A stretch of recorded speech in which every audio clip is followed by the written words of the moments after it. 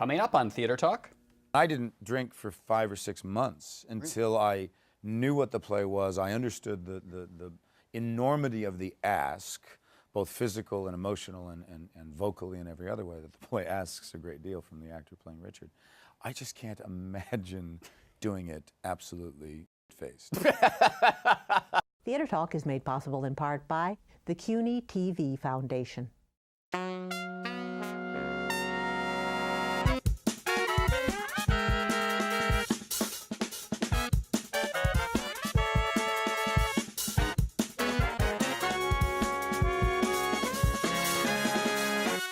Now is the winter of our discontent, made glorious summer by this son of York.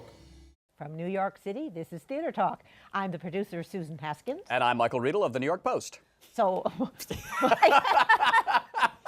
What, that wasn't sincere, Kevin? No, it just sounded like you were an announcer at a racetrack. And now, Michael Riedel from the New York Post. That's right. Watching Kevin Spacey. Stepping up to the gate. And there he goes, they're up. Richard III, right out of the gate. All right, I want to welcome our guest to Theater Talk, the terrific actor and someone I think I can call a friend, Kevin Spacey, who is really tearing up the stage at the Brooklyn Academy of Music in one of the great roles of all time, Richard III.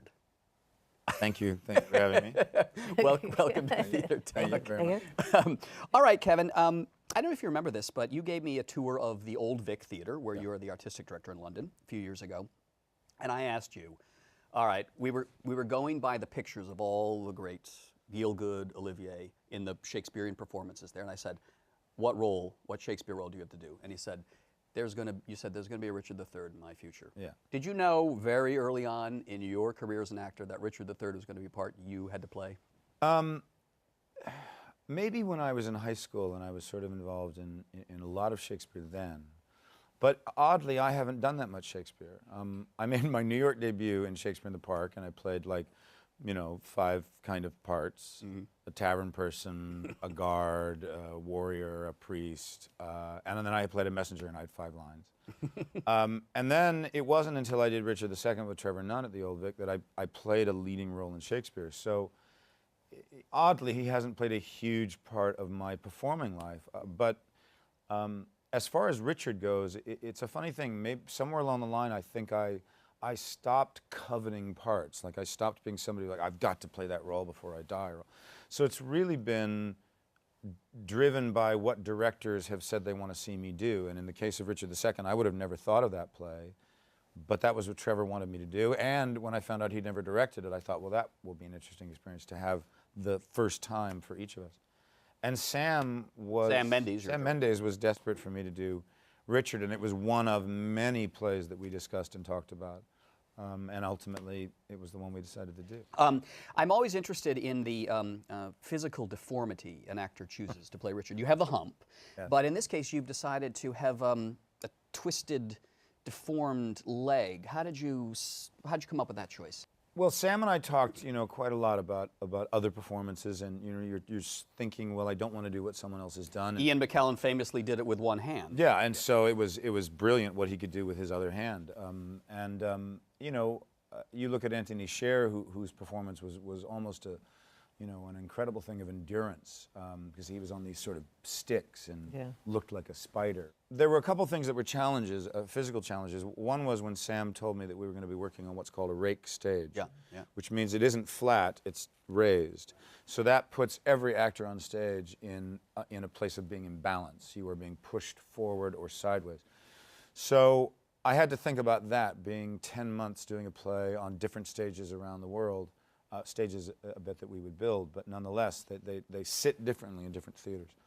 And ultimately, I decided that I knew I wanted something to look like it was thin and spindly and deformed. So I realized that there would just be a visual trick by putting a brace on my costume. It would immediately shrivel the costume up, and it would look different from this full pant leg. So there's an automatic sort of twisted thing. But then when I was working in rehearsal and I was standing, can I stand up? Yeah. Yes, I please. was standing sort of in front of the mirror. I'm totally out of the light, sorry. I was standing in front of the mirror, and I couldn't see the brace. You could see the buckles.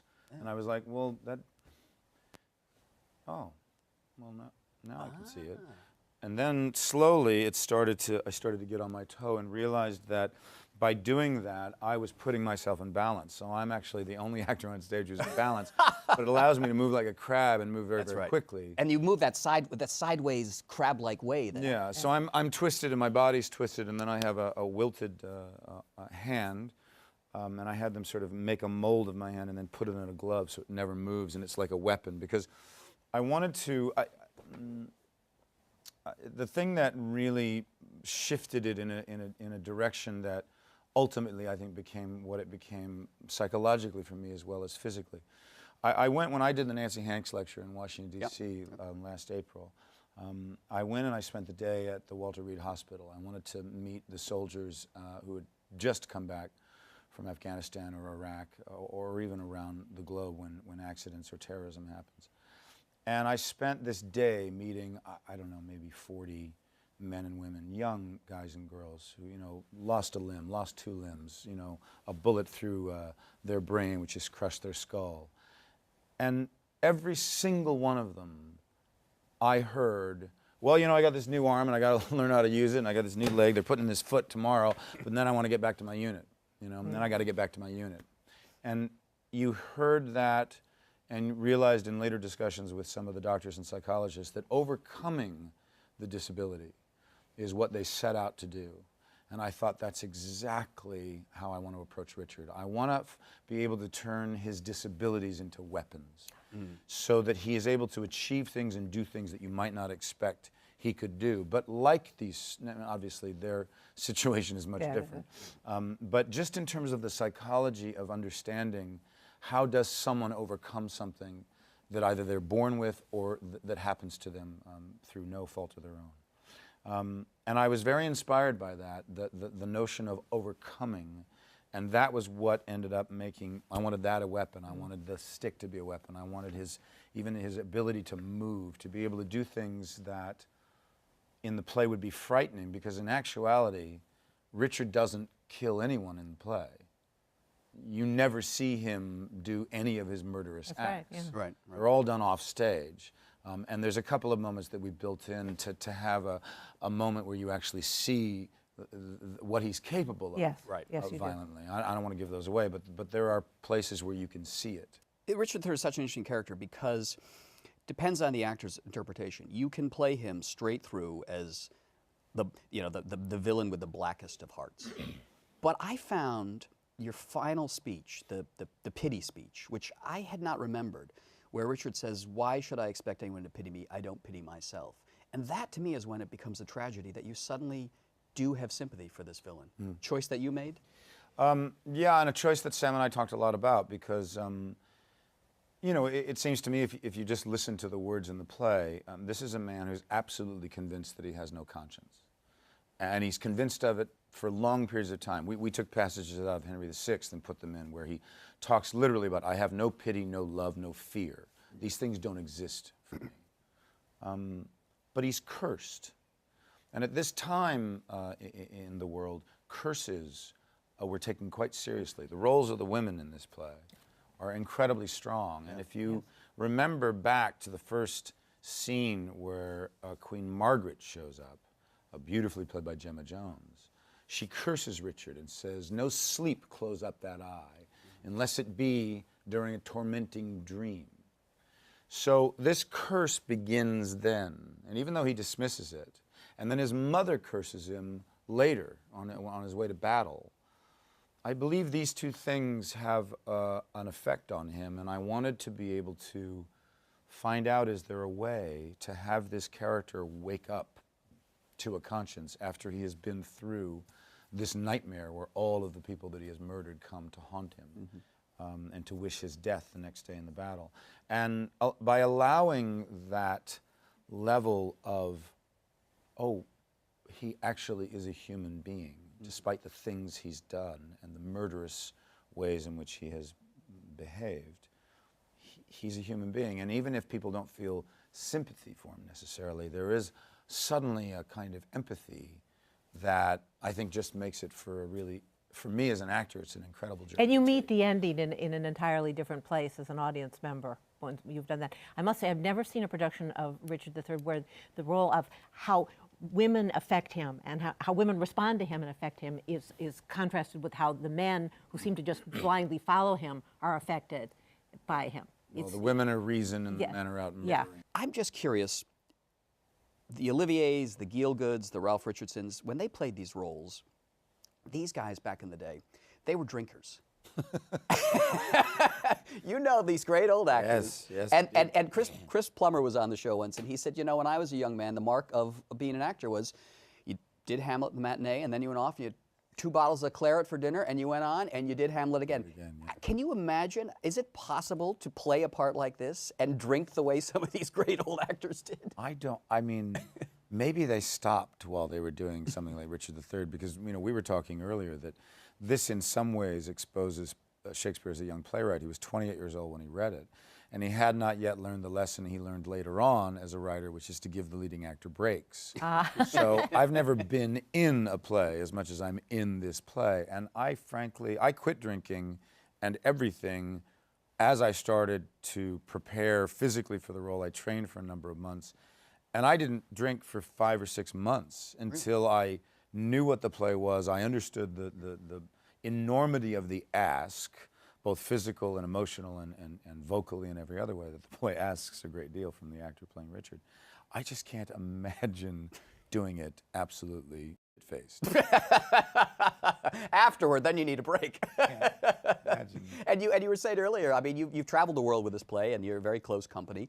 And, you know, actors have a great time after the show hanging out in bars.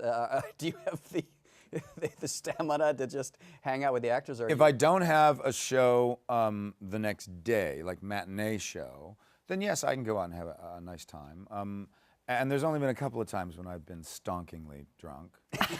But I was in my flat, or I was, you know, where I was supposed to be. I wasn't out, you know, stumbling around. But yeah, I mean, look, there's nothing you can do but sort of marvel at those kinds of stories. Yeah. Did you ever work with any of those actors who could really? I've worked with a couple of drunks, sure. Want to name any names, Kevin? While you're Oh, no. I want to talk about your tenure at the Old Vic, because you have taken this famous theater, great storied Old Vic in London, and you have really put it at the center not only of London theater but also of New York theater. We had that wonderful production of the Alan Ayckbourn plays. Norman Conquest. Norman Conquest, that I absolutely love, that you produced on Broadway. And now we've got Richard III here. How much longer are you going to spend with the Old Vic? I am there until 2015, and that will mean that I will have been artistic director for 11 years, but been associated with it for nearly 18. What made you want to become an artistic director? I don't know. I mean, my friends from high school would say, oh, this was always what you were meant to do, because I dreamed of running a theater, you know, when I was 15. And there's no doubt that when I started out in Shakespeare in the Park, and then later working for the Public Theater, and Joe Papp had an influence, watching Joe, the way in which he did things, the way in which he fundraised, the political activism he had. And I think the fact that he believed so strongly that the theater was for the public, which is why he named his theater the Public. And I felt like I was at a point in my life when I'd had this you know, sort of journey in trying to see whether I could be a movie actor, and that had gone better than I could have possibly hoped. And I was like, well, what am I going to do for the next 10 years? Am I going to spend, you know, my time sort of trying to do what I see actors do, which is to stay in those lists and be in those things and be, and I was like, you know, I've sort of done that, and I wanted to do something that was bigger than myself, bigger than my own career, bigger than my ambition had been when I was starting out, and the idea of a company, running a company, of doing something that is about that, and trying to build a body of work and a strong enough foundation that that theater will continue as a producing house long after I'm gone. I've talked to Charlie Spencer, the Telegraph, and he, you know, they say Kevin has done amazing stuff at the Old Vic. And the initial thing, they were like, who's this movie star coming over to run one of the most famous theaters in England? I mean, there was a lot of resistance in the press for when you first arrived. Yeah, a little bit. But the truth is, if you, we've talked about this before, but if you do as much research as I did about theatrical beginnings, you quickly realize that nothing is welcomed. They didn't want the Globe. They didn't want Olivier. They didn't want a National Theater. You know, everybody has had their critics, and in a way, you know, I just kept saying to our staff, keep our heads high. We have a 10-year vision, and we'll get through. Anyone that wants to judge a company in 18 months is not giving it a fair shot. It takes years to build a reputation in an audience. Robert Moses didn't want free Shakespeare in the Park. That was the big battle that Joe Papp had. Exactly. Yeah. Exactly. In that theater, when I was walking around with you, the Old Vic, I loved it so much. Do you have a sense of those great actors walking around that building still when you're working there? I mean, you walk on that stage and this is where Olivier did. It's not only that, it's not only in the theater itself, which is a very, very special and unique place in British history, but also in just feeling. You feel on that stage supported, encouraged, led along by those that have stood on that stage before. But you also feel it in the hallways, you feel it in the dressing rooms, you feel it in the rehearsal room. You know, there's a photograph of Olivier and Vivien Leigh and Robert Halpern and a whole bunch of people in the rehearsal room rehearsing Richard III in the same room that we rehearsed Richard III in. To give you a sense of the continuity of this theater, although the bridge that really needs to be gapped even more. One of the last times the Old Vic Theatre Company went to Sydney, Australia was in 1948 when Olivier and Vivien Leigh took Richard III there. And we just went back all these years later.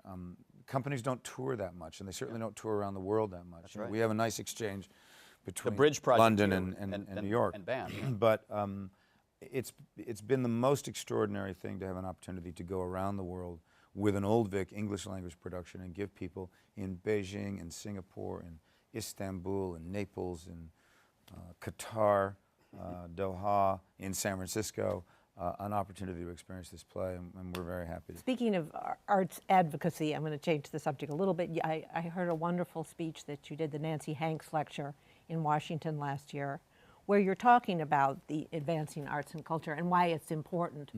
You were lobbying, really, in Washington, weren't you, for the importance of, Did it fall on deaf of ears? the arts or education? Is Washington receptive to Yeah. your pleas? Well, you know, there are about as many people who are receptive to it as those who oppose it. Look, I believe, as you can go back and look at the history of civilization and say that any nation that has discarded the arts or discarded culture has not been a very rich and diverse nation. That culture and arts are a part of who we are as a society. It is the greatest thing that we exchange around the world. Countries may go to war, but it's culture that unites us. And it's the things that we talk about. And so I have always believed that there should be a role in government in supporting the arts. And certainly President Kennedy knew that, the hall I was at when I gave that speech. Look, the one thing I did learn when I was down in Washington is that I could never go into politics. Because it's so hard to get anything done. And I like to get things done. I think I'd be incredibly frustrated by that. Yeah. I think Rocco Landisman, who's the head of the NEA now, is experiencing this. Well, when I saw him in April, he liked it. You know, But he was you- really enjoying his role.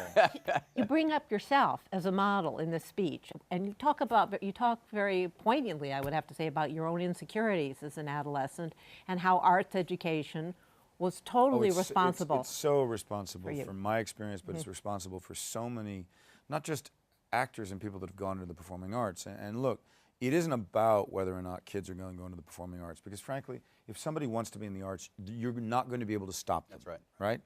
But it's about what these programs and these experiences and these workshops can do for a young person's sense of self-esteem and their sense of collaboration, even in maybe how they view themselves. It's about standing up in a room and being able to, wow, I can actually communicate. And I think that's better for society, no matter what business someone decides to go into. And you know, we instituted at the Old Vic, when I first started, a program of tickets for young kids to be able to come and see our plays, because one of my arguments, and I will be making it until the day I die, that I'm so disappointed that Broadway and the West End has become an exclusive club. That it's so elitist. That you do not have every night the amount of tickets for students that you should. You don't put them in the front row, which is where you should sit them so they feel special and that they'll have an experience they'll never forget. And part of what is the short-sightedness of it is that that is exactly how you're going to build the next generation of theater goers. And if you don't do it, if you don't start to make it affordable and inviting, we will lose them all to so many other forms of So entertainment. what do we do? Because basically, I mean, Michael has told me at one point that the producers would rather have the empty seats in the balcony than reduce those tickets. I mean, it's like they don't I asked the care. producer, I said, how many premium price seats do you want to sell? And he said, as many as we can. All right, so then let's take it out of the producer's hands. Let's put it in the theater owner's hands. Occupy Broadway. Oh, my dear, the theater Oh, no, owners, no, no. they want those seats to be $750. I'm well aware of that, but On this subject, if I'm not mistaken, I remember the producer Manny Azenberg, who's a friend of yours and who produced that great Iceman Cometh you did on Broadway. He once told me that you guys had kicked around the idea of getting a Broadway theater and turning it into sort of a rep house where you and other prominent actors could come and do the plays you wanted to do. It sounds to me like a fine idea. Is that still possible, or did you meet resistance from the theater owners who would just rather? no, I mean, ultimately what ended up happening is I went to London and started found a your theater own company. You solved the problem. But look, it certainly interests me, and maybe even before I'm done at the Old Vic, to come to New York, to maybe take over a Broadway theater, to do an entire Old Vic season, Great idea. to first of all solidify the Old Vic's reputation and place in New York for the next artistic director, and also just to be able to celebrate the sort of, what will be 11 years of my time there. But look, you run into all of the difficulties of why Broadway is so expensive. You'd have to be able to go and make some significant kind of deals with the unions in order to be able to make it work. And I think, we proved with the Bridge Project, we proved with some of the other shows that we've done, and some of the arrangements I've been able to make when I've brought shows here to have student seats. I think you can do it, and I've managed to prove with both Iceman Cometh and Moon from the Misbegotten that you can make a profit on Broadway and still provide 200 seats for young kids every night. Not just the, the lottery side In the of back, things. and behind the pillar. We got to wrap it up, but I do want to ask you, you in the speech that Susan mentioned, the Nancy Hanks speech, you said the importance of the arts in your life. Can you be a little more specific and tell us a certain moment when you were a kid where you realized this is the place I want to be, and it's giving me the self-esteem that you believe it can do? Yeah, I used to, I grew up at a time when there was a lot of funding in arts in schools. And so the kinds of workshops and festivals and seminars and experiences I got to have in going to the theater and seeing Katharine Hepburn in a play, or Jack Lemmon in a play, which I did when I was 13, and doing a workshop with him specifically. And we had to do a scene from a play, and when we were done with that, Jack Lemmon was running this workshop, walked up to me and put his hand on my shoulder, and he said, "That was a touchy terrific." He said, "You're an actor." And he encouraged me to go to New York and encouraged me to study. And I can't tell you what that meant to me as a relatively shy 13-year-old who dreamed of being an actor, to have an idol of mine put his hand on my shoulder and sort of say, "This is what you should do for your life." So why I do all the workshops that I do now, why we started this program through this production of Richard III, we have an educational program called Richard's Rampage, which a foundation that I've started, the Kevin Spacey Foundation, has paid for all of the work that we've been doing all over the world. And we have sort of 3 strands of the work: on stage, which are workshops that I do; in schools, which we have our practitioners go and work with young kids in schools; and then online. And it's been incredible to be able to offer to all these kids all over the world a chance to come and see Richard for free, to do these Q&As, to do these workshops. To have you teach them. To have me come and do a workshop as well. I'm telling you, every time I'm in these workshops, and every time some moment happens where you see a kid, like the nickel drops, and suddenly they have the courage to express themselves in a way that they maybe never have before, I'm flown back to what it was like for me. And I see myself. I know what those kids are going through. I know exactly that feeling. And that feeling is maybe just a seed. It's maybe just a little seed. But if it's watered, if it's nurtured, if a kid like that is encouraged, there is no telling what that person might end up doing in their life, whether or not they go into the arts. If Jack I'm a big believer of that. If Jack Lemmon or Kevin Spacey puts a hand on his shoulder and says, "That was good," it begins. Yeah, but it's not just about me or Jack. It's about what I know and I see these kids are getting from these practitioners that they're working with, these two wonderful actors, Annie and Johnny, who've been doing this work in all these schools. It's just, for me, Jack Lemmon said, he had a philosophy that he passed down to me, which is that if you've done well in the business you wanted to do well in, then it is your obligation to spend a good portion of your time sending the elevator back down. And I always thought that was a pretty succinct way of saying it. So that's our logo at the Kevin Spacey Foundation, is sending the elevator back down. Excellent, excellent. Kevin Spacey, artistic director of the Old Vic, arts advocate, and a terrific Richard III at the Brooklyn Academy of Music. I can see you maybe in the NEA spot at some point. You must be drinking. Great having you. Thanks a lot. It's a Thank real you. pleasure. Thanks. Curse not thyself, fair creature. I would I were to be revenged on thee! It is a quarrel most unnatural to be revenged on him that loveth thee. It is a quarrel just and reasonable to be revenged on him that killed my husband! Our thanks to the Friends of Theater Talk for their significant contribution to this production. Theater Talk is made possible in part by the Frederick Lowe Foundation, the Eleanor Naylor Dana Charitable Trust, the Alan S. Gordon Foundation, the Corey and Bob Donnelly Charitable Fund, Carrie J. Fries, the Dorothy Strelson Foundation, the New York City Department of Cultural Affairs, and the New York State Council on the Arts, a state agency.